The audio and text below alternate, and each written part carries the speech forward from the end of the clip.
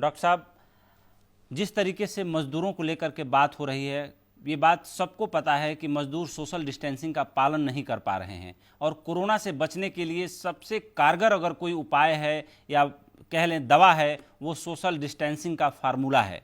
ऐसी स्थिति में हम चर्चा ये कर रहे हैं कि अगर मजदूरों को बसों के जरिए, ट्रेनों के जरिए और पब्लिक ट्रांसपोर्ट जो भी अवेलेबल हैं हमारे पास, उसके ज़रिए अगर उनको उनके घर वापस भेजा जाए, क्योंकि ये तय नहीं है कि ये लॉकडाउन कब तक चलने वाला है, किस तरीके से कोरोना को एक लास्ट माइल जो एफर्ट होता है करके उस दिन सरकार ये बोल दे कि आज कोरोना का निर्मूलन हो गया, कोरोना आज समाप्त हो गया। ऐसी स्थिति में पूरे देश में मजदूरों को लेकर के सरकारें चिंतित हैं, केंद्र सरकार भी चिंतित है, राज्य सरकारों की ओर से आवाज़ें भी आ रही हैं। एक हेल्थ को समझने का पूरा काम आपने किया है, हेल्थ सेक्टर में आपका लंबा चौड़ा अनुभव रहा है। कोरोना की महामारी के बीच अगर मजदूरों को पब्लिक ट्रांसपोर्ट से भेजा जाए तो कैसे भेजा जाना चाहिए? एक डॉक्टर की नज़र से अगर आप उस कमेटी में होते और आपसे राय ली जाती तो आप क्या राय देते और कैसे सलाह देते कि नहीं ठीक है, मजदूरों को वापस भेजा जा सकता है, ये प्रिकॉशन ABCD लेकर के भेज देना चाहिए? उपेंद्र जी, ये जो मुद्दा है जी, मजदूरों का, ये बहुत जटिल मुद्दा है और अपने नंबर बताया 40 करोड़।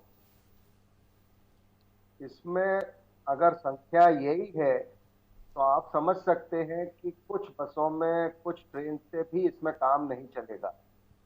इतनी बड़ी संख्या में अगर आप पॉपुलेशन को एक जगह से दूसरी जगह मूव करेंगे और उसमें सोशल डिस्टेंसिंग, तो मुझे लगता नहीं है कि उसका पालन हो पाएगा जब ट्रेन में, बस में जब जाएंगे। कर दूं कि संख्या 40 करोड़ है, लेकिन 40 करोड़ पूरे के पूरे मजदूरों को ट्रांसपोर्ट करने की जरूरत इसलिए नहीं है कि तमाम मजदूर अभी भी देश में तमाम इसेंशियल सर्विसेज चल रही हैं।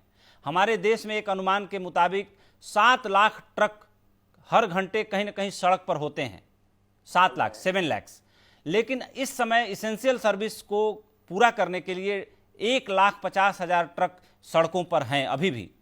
तो आप सोच लीजिए कि हर ट्रक पे कम से कम 3 आदमी परमिसिबल है। तो ये वही असंगठित क्षेत्र के लोग हैं जो अभी भी काम में लगे हुए हैं, काम कर रहे हैं। लेकिन एक बड़ा तबका है जो तमाम उद्योग, फैक्ट्री, रोजगार, कारोबार बंद होने की वजह से अब घर में बैठ गया है, या यूं कहें कि अपने कमरे में सीमित हो गया है। तो संख्या 40 करोड़ नहीं होगी, लेकिन हाँ, ये जरूर है कि संख्या जो भी होगी करोड़ों में ही होगी अगर देश भर के मजदूरों को उनकी जगह भेजने के बारे में इंतजाम किया जाए।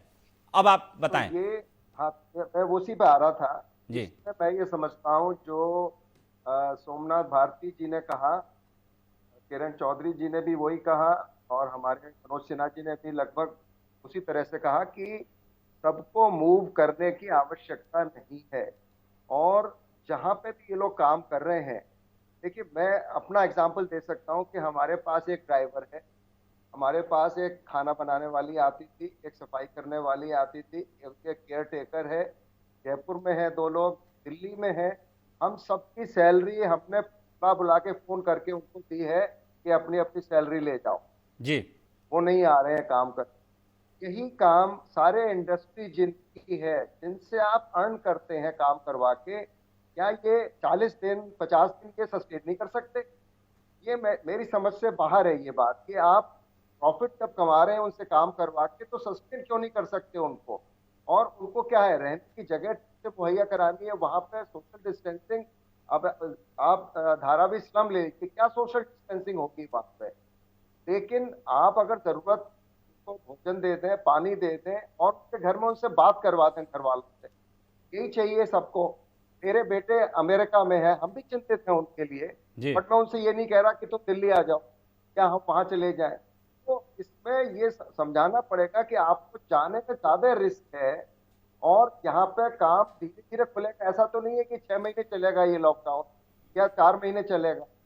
डॉक्टर साहब, मेरा आपसे सवाल है कि अगर मान लीजिए प्रधानमंत्री सोमवार की सुबह सभी प्रदेशों के मुख्यमंत्रियों से बात करने वाले हैं, मान लीजिए इस पर कोई निर्णय होता है, अनुमान लगा सकते हैं हम लोग, तो आप एक डॉक्टर होने के नाते क्या सुझाव देंगे कि अगर भेजने के लिए कुछ जगहों पर जहां मजदूर अत्यंत दयनीय स्थिति में है, कुछ जगहों पर मजदूर मूव कर चुके हैं, जो जैसे दिल्ली से मजदूर मूव करके मध्य प्रदेश के बॉर्डर पे बहुत सारे हजारों की तादाद में मजदूर फंसे हुए थे, धीरे धीरे करके उनको अपने अपने जगहों पे जाने की परमिशन दी गई। इसी तरीके से बहुत सारे मजदूर पैदल ही निकल पड़े हैं जो रास्ते में हैं, कहीं भटक रहे हैं। कुछ मजदूर 2-2 हज़ार 3-3 हज़ार किलोमीटर पैदल चल के, कुछ मजदूर जो है साइकिल से चल के दिल्ली से उड़ीसा पहुंच गया, जिसकी खबर अखबारों में छप रही है। इस तरीके के तमाम उदाहरण हैं हमारे सामने। ऐसी स्थिति में एक डॉक्टर होने के नाते अगर ऐसी कोई पॉलिसी बनती है कि चलो जी मजदूरों को घर भेज देते हैं ट्रेन के जरिए और बस के जरिए,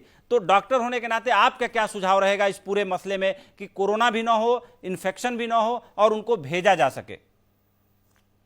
जो जैसे कोटा से हमने स्टूडेंट्स को मूव किया, तो आप शुरू में बताया था अपने स्टोरी में जी कि कोटा से हजारों 3-4 हजार स्टूडेंट्स किया, यूपी, बिहार और जहां से भी स्टूडेंट्स बिलोंग करते थे। तो मैं समझता हूं कि वही टेक्निक अपनानी पड़ेगी कि बसों की हजारों बस लगानी पड़ेंगी इसमें, और हर बस में 60 व्यक्तियों की जगह आप 40 लोगों को बैठा सकते हैं, 30 लोगों को बैठा सकते हैं, जिससे बहुत नजदीक एक दूसरे के ना लोग बैठे।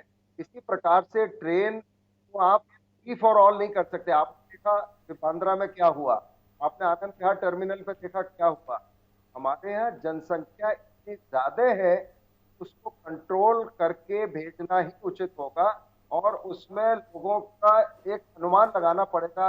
वो जिला प्रशासन है वो लगा सकते हैं, लोकल एडमिनिस्ट्रेशन इसमें असेस कर सकते हैं, लोगों को एक बताते हैं कि इस जगह पे फोन करके आप बताएं कि आप जाना चाहते हैं, उसका एक लिस्ट बनाई जाए पूरी, और फिर उस हिसाब से स्पेशल ट्रेन चलाई जा सकती है। इसमें कोई, मैं समझता हूँ मनोज सिन्हा जी बैठे हैं, वहीं से भी चल सकती है, दिल्ली से भी चल सकती है, और जगहों से भी दूसरी जगहों के लिए चलाई जा सकती है ट्रेन। उसमें 18 कोचेस की जगह आप 25 कोच भी लगा सकते हैं अगर संभव है। तो ऐसा नहीं है कि ये किया नहीं जा सकता, वो period of time it can be done. लेकिन अगर मान लीजिए 1 लाख व्यक्ति भी बॉम्बे से कहे मैं आज बिहार पटना जाना चाहते हैं, 1 लाख, एक ट्रेन में तो नहीं जा सकते वो, और भीड़ लगा देंगे वहां स्टेशन पे जाके।